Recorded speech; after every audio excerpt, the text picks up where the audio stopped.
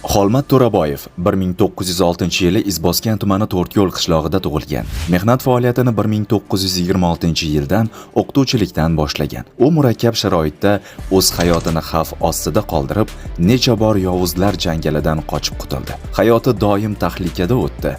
O'sha paytda unsurlar tomonidan o'qituvchilar hayotiga nisbatan tahlika hanuz davom etar edi.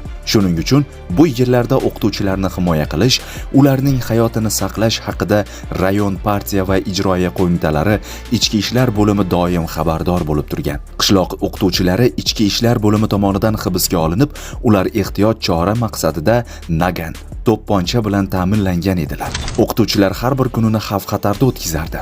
Unsurlarni chalg'itish maqsadida tunni 2-3 joyga ko'chib o'tkazardilar. Bu hol to 1932-yilgacha davom etdi. Xolmat To'raboyev ozod direktor sifatida To'rtko'l, Maygir, Jonobod, Yakkatut, To'robod va Yangi qishloq maktablarida ish olib bordi. Uning jonbozlik bilan qilgan mehnatlari davlatning yuksak unvoni, hurmat belgisi va mehnat qizil bayroq ordeni bilan taqdirlangan.